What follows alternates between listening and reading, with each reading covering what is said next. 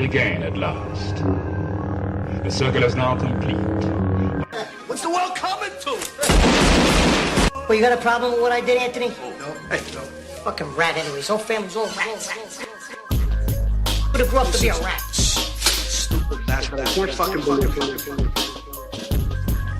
Gee, I'm real sorry your mom blew up, Ricky. Now you're gonna dig the fucking thing. You're gonna dig the hole. You're gonna do it. I got no fucking line. You're gonna do it. Yes, I'll take the fucking hole. I don't give a fuck. I realized that what was living behind that boy's eyes was pure and simply evil.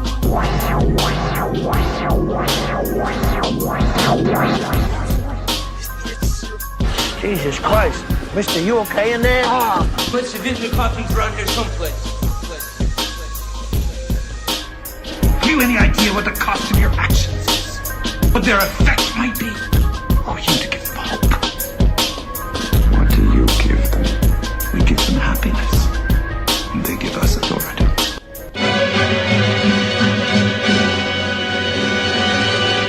Groovy. Welcome everybody, it is June 16th, 2017. I am Chris, coming to you live, this time, from the Hotel Beresford in San Francisco's Union Square. I'm here, as always, on behalf of Cinephellas.com, the only place for all your cinephilic needs.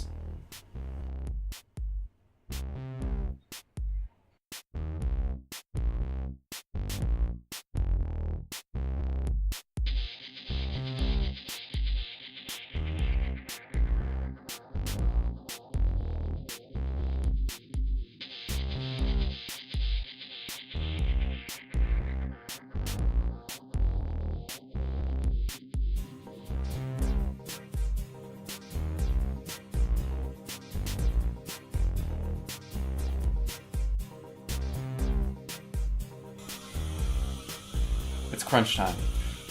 Father's Day is less than 48 hours away. You waited to the last minute. I told you not to do it, but you didn't listen to me. You don't have to worry though. You're not completely screwed. Taking your dad to a movie so he can get out of the house, just get some peace and quiet, will probably make his day. And now all you need to do is figure out which movies have the least raunchy sex scenes so it doesn't get super weird. For insight there, check out Cinephellas.com right now. Did your dad collect comics growing up like so many of ours did? Well, then check out Niall Fortner's review of Wonder Woman. Is Dad interested in what went down at the Cannes Film Festival? There's a piece on that too. Maybe Dad's into Ash vs. Evil Dead. Well, if that's the case, you're in luck because Season 2 just hit store shelves. You can go out and buy it, and then set up shop in Dad's living room with a deep dish pizza and some nice strawberry Fanta. No matter what you and Dad are into, head over to Cinephellas.com now so you can make a plan. Eric Trump forgot to visit the website last year, and look what happened to him. Alright, let's get to the show, shall we?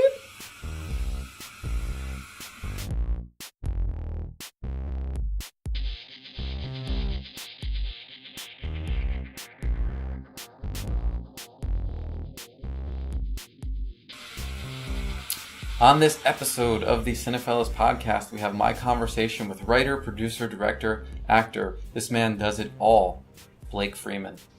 But before we get into that, I want to talk a little bit about one of the greatest cities in the world, San Francisco. So I mentioned earlier, I'm here at the Hotel Beresford in the Union Square area of San Francisco. It's very beautiful. It's kind of like decorated in like a Victorian English style. And I'm in town for 3 reasons. First, I have a meeting with some faculty members at the Academy of Art, which should be pretty exciting. Hopefully I can talk a little bit more about that soon. Second, this has always been one of my favorite cities, in part because of the beautiful bay, but also because of its history. I'm a huge fan of the beat writers, so that's Jack Kerouac, Allen Ginsberg, and William Burroughs.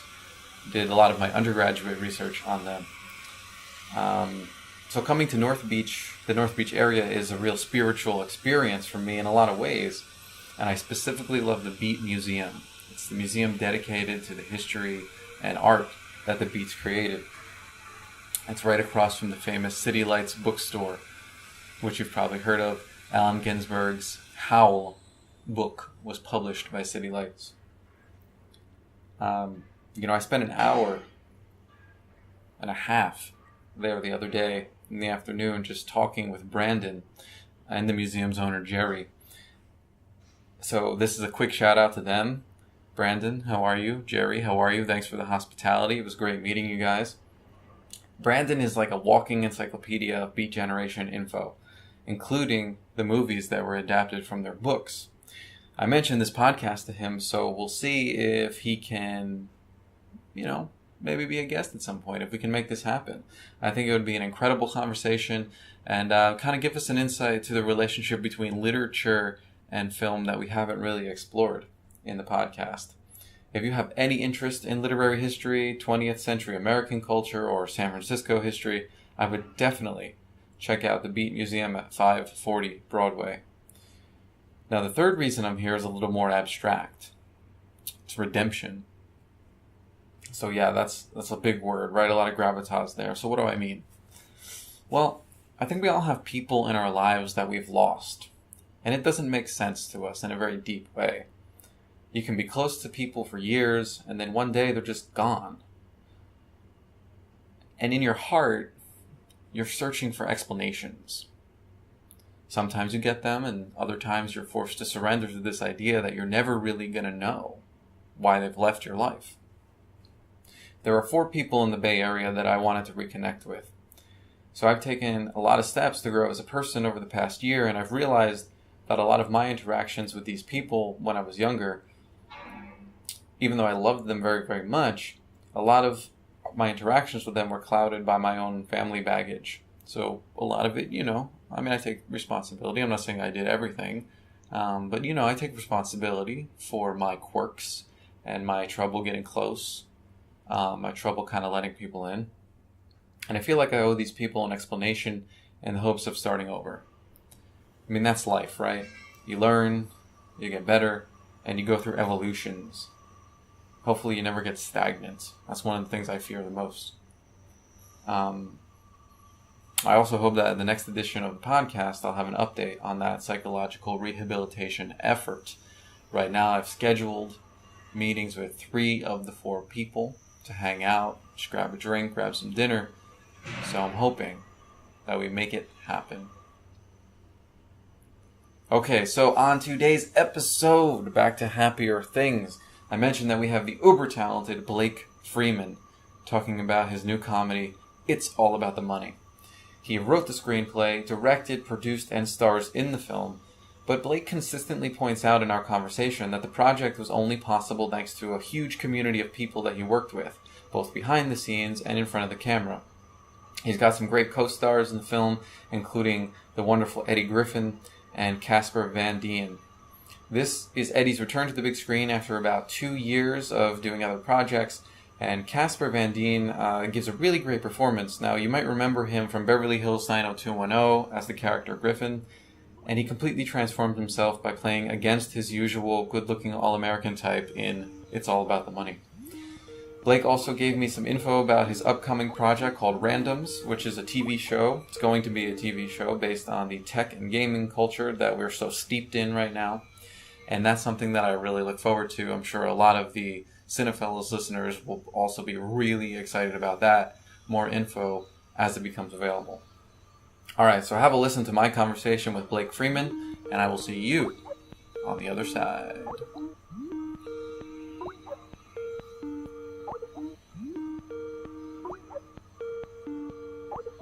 Hello? They patched me, I think. Hey, is this Chris? Hey, yeah. How's it going? Hey, it's Blake Freeman from All About the Money film. Hey, Blake, how are you? I'm doing excellent. How are you, sir? I'm good. Thanks for taking time today to talk to us. I'm sure you have a crazy schedule. Yeah, listen, I'd like to sound more important than I really am, but yeah, I'll take that. Yeah, exactly. No, all is good. It's E3, so we are just running around this place. It's a madhouse right now, so. Oh, yeah? So how's your experience with that going? It's good. It's good. We got a meeting here in a couple hours with next year's, I guess, COO. So we're doing a new TV show, 13-episode scripted series based on gaming, a comedy, kind of like Silicon Valley in the gamers world. partnered with Hector, who owns Team Optic, if you know a lot of those esports teams. Yeah, so those guys are our partners on the show, and it should be fun. It's going to be funny, I hope. Is that going to be based at all on kind of a relationship to the film that you did, Noobs? No, not at all. Noobs, we only had a couple $100,000, and that was at the beginning of esports, and none of us knew what we were doing and how we were doing it. Mm-hmm. And now I feel like we fell bass backwards into a PhD on this subject now. So we're delved into it. It's going to be very, it's going to be comedic, but it's going to be very realistic to the world. And then the comedy is just going to come from, the transactional and situational comedy. It's not going to be forced into it. So it should be cool. I mean, we're probably, like I said, maybe Silicon Valley would be the closest thing to it. It's called Randoms. Okay. So one of the EPs on it is actually Hector Rodriguez, who is the owner of Optic. Oh, that's awesome. Is it going to dive into the relationship with virtual reality at all? We're discussing that now. We've been approached by HTC and those guys about that. So it's just a little early to know what kind of esports are going to happen with that. We do have an episode written in. I think it's episode 7. Mm-hmm. But it's, we're making all of that episode up because it just doesn't exist in a sense yet for esports. But, it's there. I feel it's funny, but we really don't know how it's going to tie in yet. I think it'll eventually take over. But, we're still wait and see on that. Mm-hmm. Cool. Well, I really look forward to hearing about it and seeing what comes out of it. Well, I'd love to have you out on set. So we're about 30 days from actual production. So if you guys can come out, we'll have, we can take care of your flights, get you out there. Well, actually, I'm based in LA, so that would be wonderful. Oh, you are? Yeah. Well, shit, you have no excuse then. No, we're going to make you come. That's great. I would love to. That's so exciting. Thank you. Cool. Awesome. Cool. So, I think we're all about the money. Did you get a chance to see it yet? I did. I'm really excited about it. So let's dive into the questions. Since I know we only have about 20 minutes or so, 15 minutes. Sure. Okay. Sure. Cool. So, I was researching some of your background, reading a bunch of interviews you did, and there were a bunch where you talked about, specifically at the time that A Journey to Planet Sanity was coming out, you talked about your relationship to religion and growing up Baptist in the South. And so I was wondering if the theatricality of religion played a role in your interest in filmmaking at all. I don't think it did. I feel like I stopped following religion probably in 2004 or so. Mm-hmm. And I can't say this about everybody, and I don't want people to hate me, but I felt like if other people feel like it's something that they need, I felt like it was almost a crutch. I felt like I was asking somebody to open doors for me. Mm-hmm. Does that make any sense? You pray for things to happen or whatever it might have been, and then I felt like, hey, that was keeping me from just, Blake, you got to do it. Because when it comes to, being a filmmaker, you either got to have a screw loose or, or you're born into it. You know what I'm saying? Because it's a very, very, I have to say this, it's a great business and a horrible business. It's different from the world I come from. I was kind of raised in the world of business of team. And when, I first got out here, I would say, well, we were going to do this. And the first thing people ask you is they go, this is from studio execs, or if you're selling a television show, whatever, and they go, well, who is we? And so this is a very me kind of business, and it just, and you don't realize that until we made a movie like All About the Money, which is a huge, kind of a huge set. We have 75 people working on that, on some of those sets, and now you don't know all of them.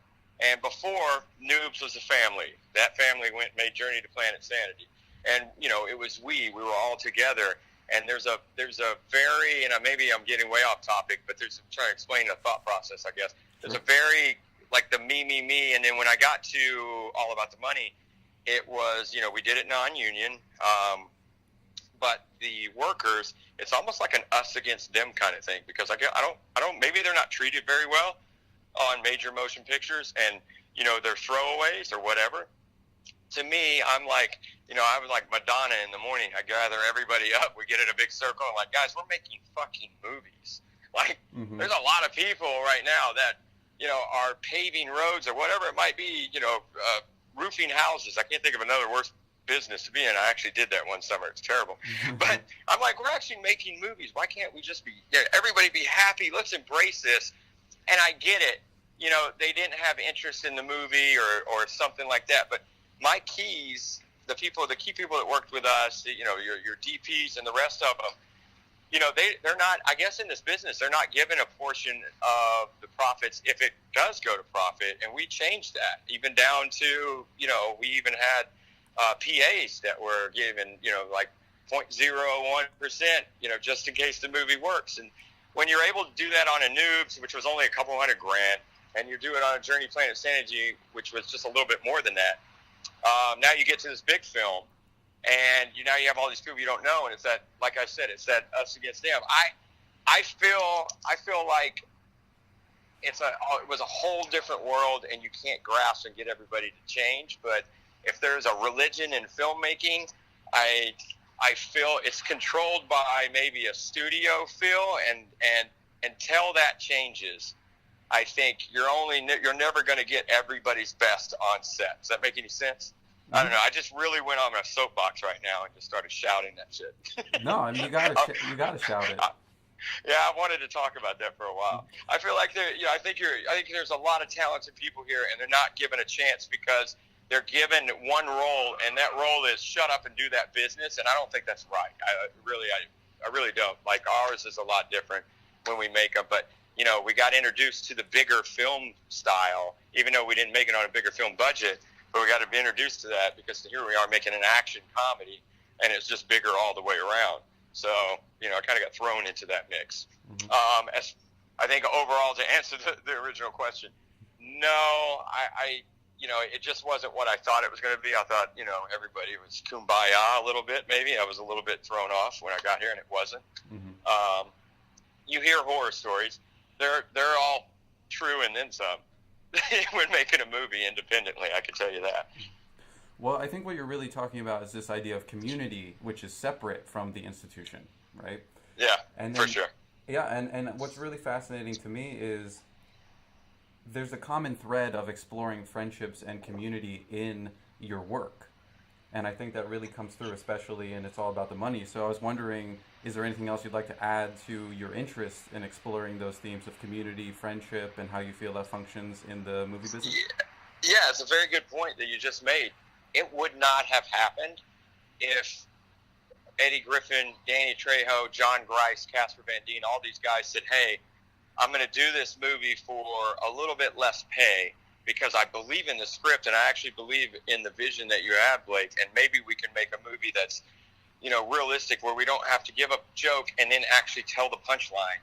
You know, they used to keep saying that all the time, and I didn't really understand it because that's just kind of like my world. It's like different, you know, we don't have to tell a punchline. We just move on. People will get it. They'll watch it twice. They'll even get, you know, more of it. And look, it's not an Oscar-winning thing. It's just guys being themselves.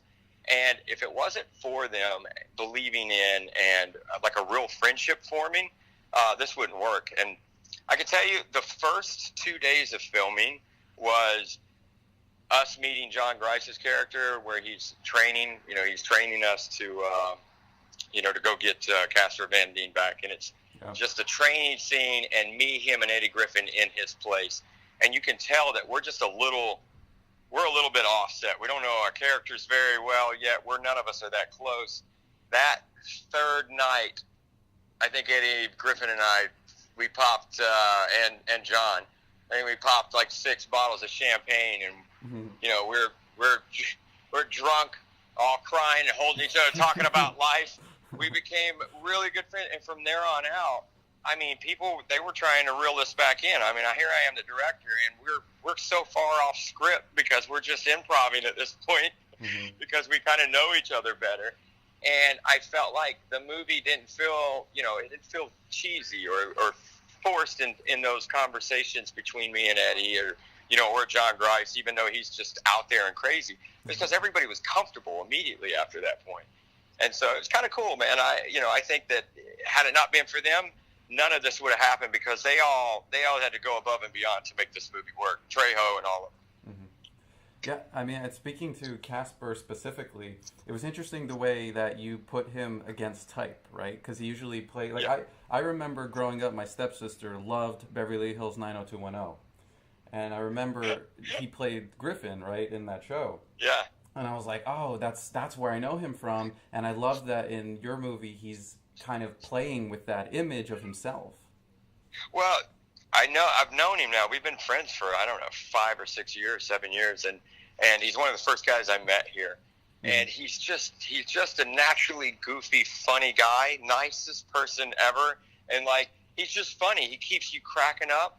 And I'm like, Casper, why in every movie do they get you to smile, put a gun in your hand, and then try to be a badass? Yeah. You're a funny guy. And I said, I'm writing this around it. So I wrote the script for Eddie. I wrote the script for Danny. I wrote it for Casper. I wrote it for John Grice. I wrote it for Lynn Shay. And then, just lucky enough, after sitting with everybody and they read it, they agreed to do it. Now, that obviously that never happens, that you get everybody you wanted. Yeah. And I didn't know who Jose Yankee was at the time, who plays the drug lord, and he's outstanding. That guy's a class act. Yeah. So these are things that and people, and I keep putting Casper in all of the stuff, because I feel like we're making our own movies, and this is one of the cool things. And it's not, I did get flack back. I'm repped at one of the biggest agencies in this business. I did get some flack back. You should, let's go after this person that brings value in overseas to guarantee this or what have you. But how does that make a great movie if you're giving up something? And then at the same time, I was like, I don't know if I can afford those people. And now I have to go and convince somebody that I don't know and may not mesh with to be in a movie. And they'll be half as good as somebody that I really want. So we make these movies, and good or bad, and I'm always the one that's going to get blamed, but good or bad, we make them with the people that we want to make them with. And it is that part of it is like family, and it's great. So, right now, obviously, we live in a lot of tense political time, and drugs specifically are one of the things at the center of that tension when we think about borders and, kind of like people that are being targeted in America. Mm-hmm. And a lot of times pop culture is a response to those social conditions. So, yeah. What does It's All About the Money say about where we are in 2017? It says do more drugs, you'll be more relaxed. No, I'm just kidding. I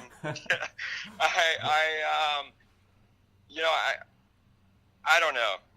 It's hard. What's sad is I was vocal on my thought for the President of the United States, and it didn't end up exactly the way I wanted it to be.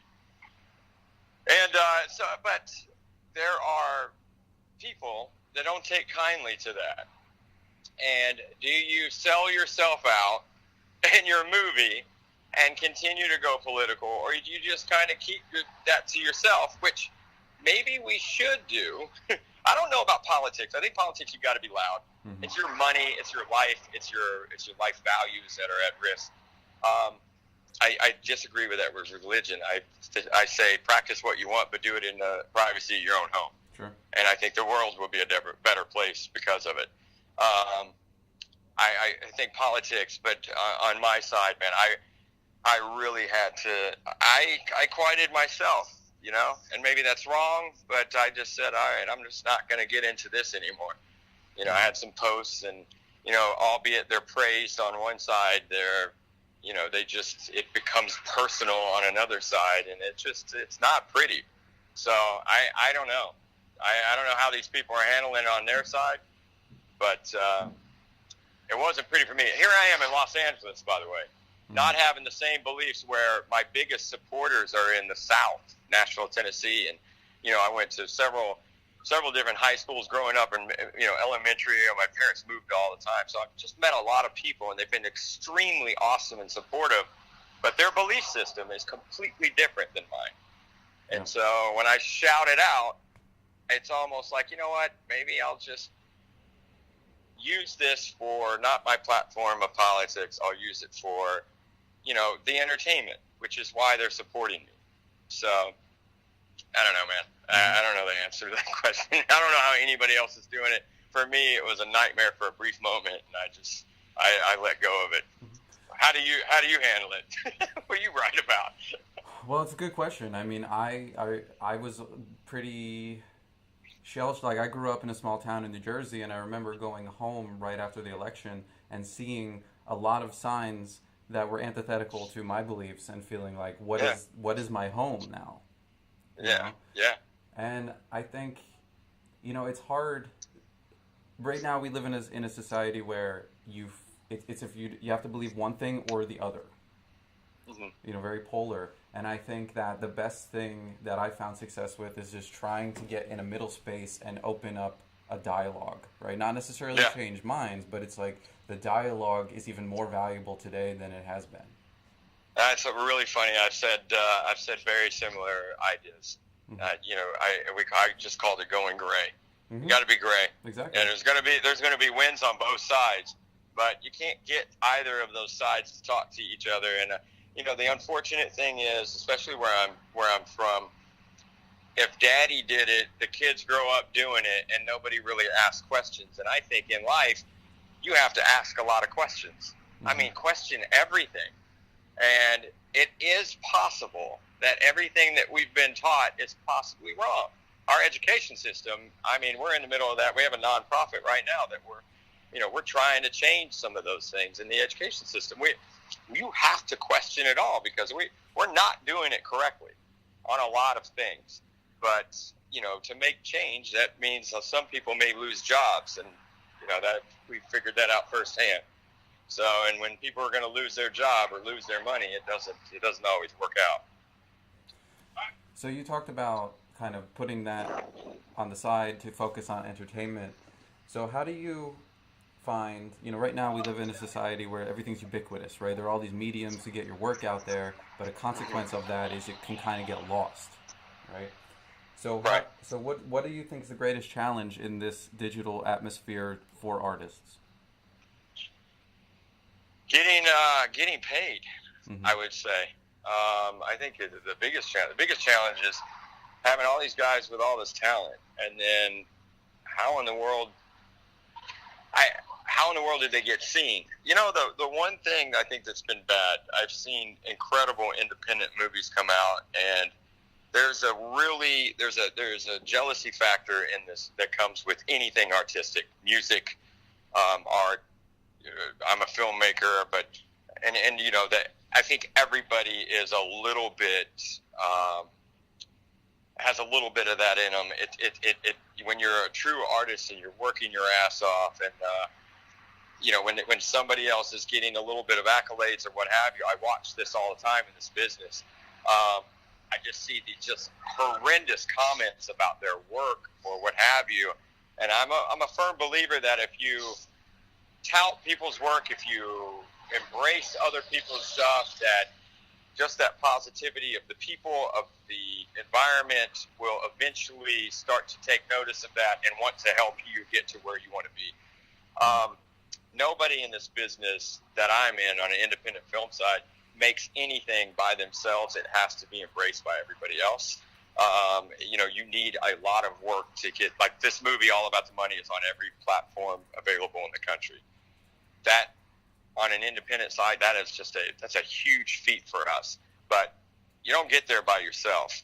I think the thought process of this business industry, I don't think where I'm from and what I'm doing, I don't think we have enough support for each other of the indie filmmakers. I think we go to independent film festivals, we do all these things, but again, remember I said this is a very me business. Yeah. I think the mindset and the what would we call that? The theology of the business is still stuck on me, and it's extremely hard for people to get behind each other and support each other.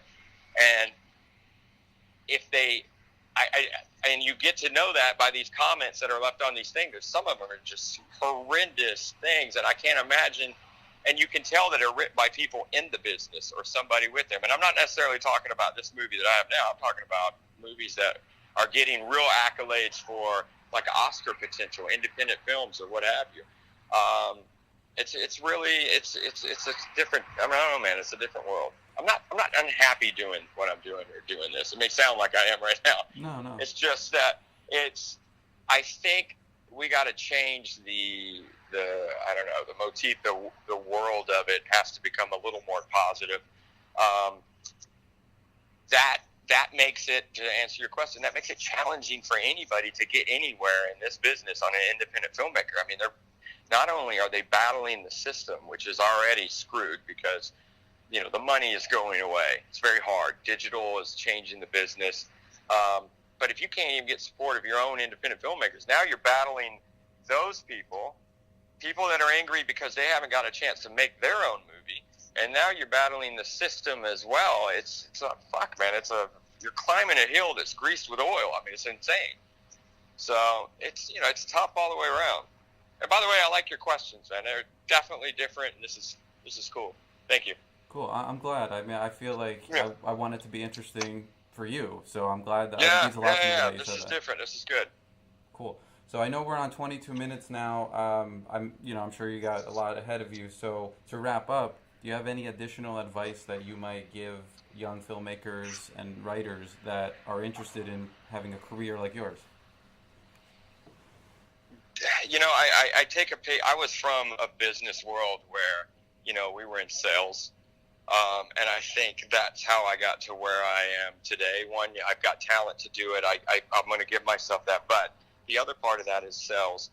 There's an old saying that, you know, you just play the numbers game, that you have to play the numbers game. And, you know, when somebody gives you advice, you can't take it personally. I see that a lot. But playing the numbers game, I mean, get in the world of where the people that can help you get into their world.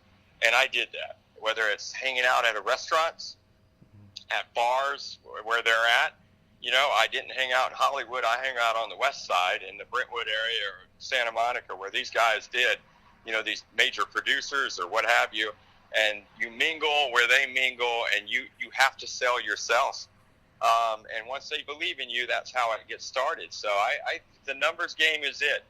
If you do it and put it up on YouTube and expect somebody to come and see it, and there's just too much stuff out there. I think play the numbers game, sell yourself, and get out there. Sell yourself first, your product second. That's an interesting way to put it. Yeah, maybe it's it worked because once they believe in you, somebody's going to give you some money to make a project. And then I think when you lead with the project, there are just so many projects. So I had to do it backwards. I had to sell myself and say, I'm going to be able to get there. I don't know how I'm going to get there, but I'm going to get there. And when I first started doing this, I didn't know what the hell I was doing. So, again, that's my biggest advice. Sell yourself first, project second, and once they believe in you, they'll stay with you. And that's kind of what has happened over the last 3 films. Yeah, and I think, you know, your films are proof that you can sell yourself in a way that's very genuine, and you're making things that you really believe in. It's not that you have to sell yourself in a fake way. Yes. And I've not accepted any offers that we've had, and we've gotten a lot over the last year, to make someone else's products right now. And it's just because, one, some of them are fantastic, but they don't have all the financing together or what have you. And two, I'm trying to stay in my niche, which is make these movies that we feel are funny, acceptable, or, you know, they get a following, but at the same time, we can make the money back, because once you don't make the money back, you know, you don't make any more movies. So there is a piece of this, and that's the fine line between these guys that are in the independent film business. They want to make something that's artistic, but it doesn't have a real plan. And then once they make that artistic piece, now they're digging and trying to find money, but they don't have any track record to show. So it's an extremely difficult situation. So one more piece of advice: go do something that is a little more mainstream, so that you can make some money off of it or make the investors money back, and then go do your artistic piece, that's really calling you. I don't know. Maybe that's selling out a little bit, but in order, these other big, huge directors have done that. So. Mm-hmm. Yeah, I don't think that's selling out at all, right? It's just logical because it's about career sustainment at that point. Yeah, 100%. And then they get to make those statement movies, which I have one that I want to make. But I got to do it, and I'm going to do it mostly on my dime, because I don't know how well it's going to work. But those are the things that that I see that are the best probably advice. All right. Well, thank you very much. This was a great conversation, and I look forward to the update on Randoms and hanging out. Awesome. Thank you so much, man. I really appreciate you taking time. Yeah. Thank you, man. Have a great day. All right. You too. Bye-bye. The United States exists in a post-cyber war wasteland. Human beings and cyborgs huddle around what used to be Wi-Fi hotspots scattered through the country like mirages in a digital desert. They hope that one day the wireless gods will return and reanimate them. All right, so what'd you think? Blake's a great guy, right? And thanks to him for talking for about 25 minutes during a very busy schedule. Usually, the conversations for the podcast only last about 10 minutes, maybe 15. But Blake was nice enough to talk for 25 minutes while he was at a series of meetings for the show Random. So Blake, thank you very much for doing that. He's really right to point out the need for support and community building, and I think that's a lesson that goes for all artists. But also it's a great way to relate to one another during these times in an everyday basis, right? As you go and you're buying a pack of gum at Walgreens or whatever it might be, all the way up to people that you relate to intimately on a daily basis. That being said, I wanted to leave you with a quote that I rediscovered this week that fits my conversation with Blake and also speaks to how we can treat each other a little better. In the 1930s, F. Scott Fitzgerald, who many of us know for writing The Great Gatsby, in the 30s, he wrote a series of pieces for Esquire magazine that later became the novel The Crack-Up. In the first of those pieces, he writes, quote, "The test of first-rate intelligence is the ability to hold two opposed ideas in the mind at the same time and still retain the ability to function."